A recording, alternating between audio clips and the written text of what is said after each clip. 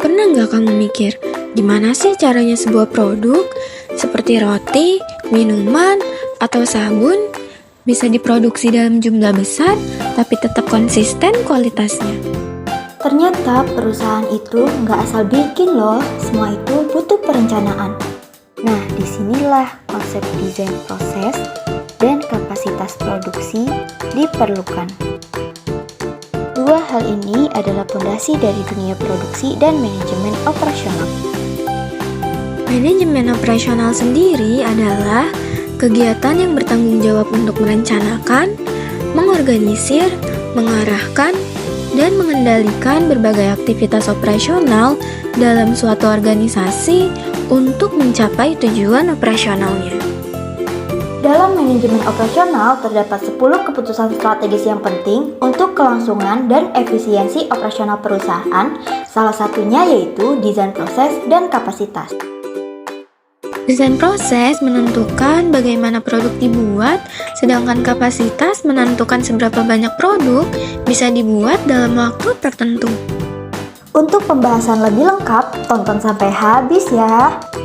Bagian 1, desain proses.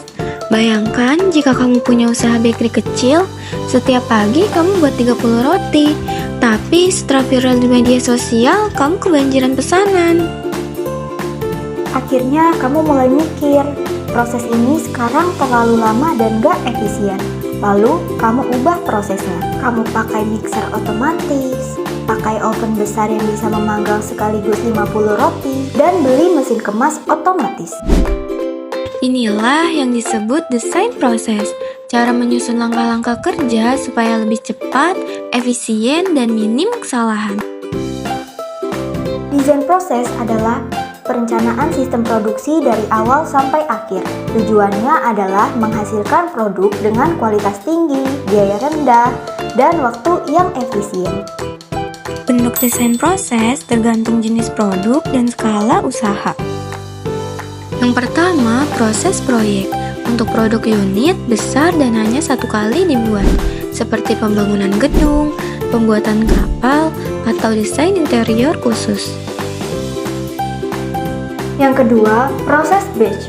Produksi dalam kelompok kecil atau sedang, seperti bakery yang membuat 100 roti jenis A, lalu ganti ke jenis B. Yang ketiga, proses massal atau mass production. Produksi besar-besaran dengan produk yang seragam, seperti pabrik botol plastik dan pabrik makanan ringan. Yang keempat, proses continue atau continue proses. Produk non-stop dan biasanya 24 jam, seperti pabrik semen, minyak, atau listrik. Pemilihan jenis proses mempengaruhi efisiensi dan fleksibilitas produksi.